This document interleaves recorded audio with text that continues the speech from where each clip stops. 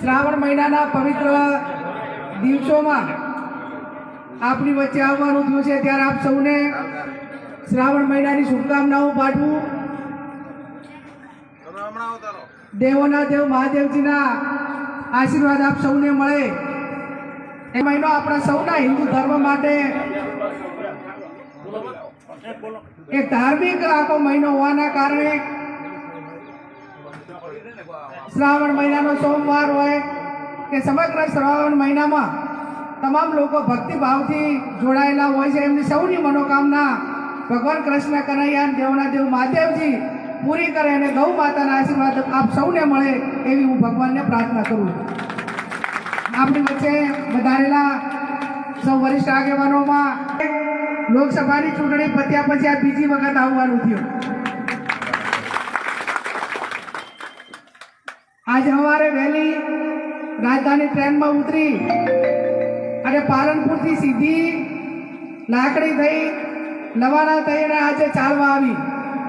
અને ચાલવા એટલા માટે આવી કે જ્યારે લોકસભાની ચૂંટણી પહેલા અહીંયા જ આપણે નિર્ધાર કર્યો હતો અને જાહેરાત કરી હતી કે આપ સૌના આશીર્વાદ મળે, લોકસભામાં જવાનું થાય તો ગૌ માતાને રાષ્ટ્રીય માતાનો દરજ્જો મળે એ માટે કરીને હું મારો પોતાનો અવાજ ઉઠાવી અને સંસદમાં આ વાત સરકાર સુધી પહોંચાડીશ એ વાત આ ભૂમિ ઉપર કરી હતી। અને એટલા માટે આજે પહેલી ઘરે જવાને બદલે આજે આ ચાલવા ગૌશાળાની મુલાકાત અને આપ સૌની વચ્ચે આ બધાના દર્શન કરવા માટે આવ્યું છે। ક્યારેક કોઈ ભૂમિની પણ તાકાત હોતી હોય છે અને એ ભૂમિમાં જ્યારે શબ્દો બોલાના હોય અને ટૂંકા સમયગાળામાં એ અવાજ સંસદ સુધી પહોંચ્યો હોય તો આ ચાલવાની ભૂમિને પણ હું નમન કરું છું અને વંદન કરું છું।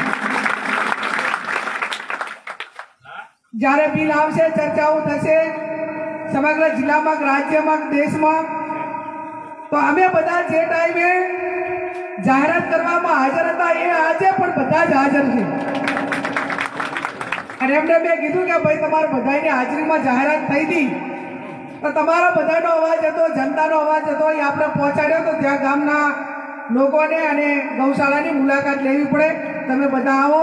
એટલે એ પણ મારા બધા જ આગેવાનો અમારા બધા આવ્યા, એમને પણ હું અભિનંદન આપું છું કે તમે બધે મને એ ટાઈમે કીધું હતું કે બેન આ કહેવું પડશે ને કરું, જ્યાં સુધી નામ ના આવ્યું લોકસભામાં બોલાવાનું નહીં ત્યાં સુધી સમગ્ર ગુજરાતમાંથી, જિલ્લામાંથી ગૌ ભક્તોની કોમેન્ટો આવવા માંડી કે બેન તમે હજી બોલ્યા એ લોકસભામાં અવાજ પહોંચ્યો નથી, તો હજી મને બોલ્યા ને તો 2 મહિના થયા હતા, બોલા 75 વર્ષથી નથી બોલતા, એના માટે તો કઈ કહો।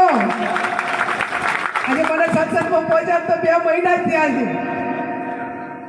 પણ જ્યારે આપણી નિષ્ઠા હોય, વિચાર અને લાગણી હોય ત્યારે એની અંદર કુદરત પણ મદદ કરતી હોય છે। ટૂંકા સમયની અંદર ગૃહમાં બોલવાનો વારો આવવો એ જ ગૌ માતાના આશીર્વાદ ગણાય। આપણી મોટી સંસદમાં આટલા સિનિયર સંસદો બોલવાના હોય, પણ મેં કહ્યું એ પ્રમાણે તમારા બધાના આશીર્વાદ, ગૌ માતાના આશીર્વાદ આજે અવાજ એટલા સુધી પહોંચો। અને શંકરાચાર્ય, જગતગુરુ શંકરાચાર્ય જ્યારે એમની ગૌ સંસદ ચાલતી હતી એ ટાઈમે અહીંયા મને દિલ્હી બોલાવીને મને ગુલાબભાઈને અમે બધા શ્રવણભાઈ, કિશોરભાઈ બધા ત્યાં ગયા, ત્યાં પણ સાધુ સંતો આખા ભારતના સાધુ સંતોમાં ભવ્ય સન્માન કર્યું કે મારું સન્માન નહીં પણ બનાસકાંઠાની જનતાનું સન્માન।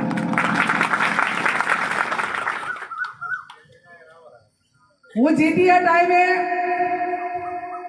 કદાચ અભિનંદન બનાસકાંઠાની જનતાએ આપ્યા હોય, જશ્ન મનાવ્યો હોય, કોંગ્રેસના આગેવાનોએ સ્વાગત કર્યું હોય, પણ જ્યારે સંસદમાં ગૃહ માતા, ગાય માતા માટે બોલી અને એનો જે અવાજ છે એ અવાજ આખા ભારતમાં પહોંચ્યો અને જેટલા ફોન લોકસભાની ચૂંટણીમાં અભિનંદન માટે આવ્યા એના કરતાં ગૌ માતાની વાત ઉઠાવવામાં આખા ભારતમાંથી ફોન કરીને આખા ભારતના સાધુ સંતોએ અને ગૌ ભક્તોએ અભિનંદન આપ્યા કે તમારા બધાનો હૃદયપૂર્વક આભાર એટલા માટે માનવો પડે કે એ તમારા થકી થયું છે।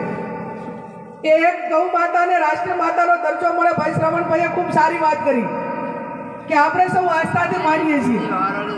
આજથી 25-30 વર્ષ પહેલા, 40 વર્ષ પહેલા વસ્તી ઓછી, ખેતી વધારે, એટલે ગમે એમ કરીને પણ આપણે ગૌ માતાને પાળતા હતા અને એમાં વળતર મળે ના મળે પણ માનવતાની દ્રષ્ટિએ પણ એનું રક્ષણ કરતા હતા. થોડો સમય બદલાનો છે, ખેતીની જમીનો ટૂંકી થવા માંડી છે અને એના કારણે ખેડૂતોને પોસાતું નથી. એટલે જે રીતે આપણે રક્ષણ કરવું પડે એ પ્રમાણે કરી શકતા નથી. દરેક ગૌશાળાની અંદર હું ધારાસભ્ય હતી ત્યારે પણ મારા વિસ્તારની અંદર 5-5 લાખ રૂપિયા દરેક ગૌશાળાઓની અંદર મેં આપ્યા હતા. મારી જે ગ્રાન્ટ આવે એમાંથી એ બે રીતે કે એમાં વ્યવસ્થા થાય એટલે રેડી ગાયો એ ગૌશાળામાં રહે તો ખેડૂતોને નુકસાન પણ ઓછું કરે અને એની હાચવણી થાય.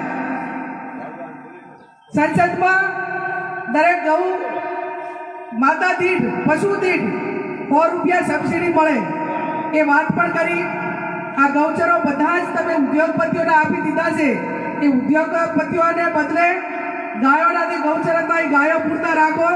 અને હું તો ઉદ્યોગપતિઓની વાત કરું ને, આપણે બધાની વાત કરું છું કે તમારે જે ગૌચરની જગ્યા હોય એ ખેડતો હોય, તમારે સમજી લેજો એને અહીંયા કોઈ દાડો હારા દાડા ના હોય.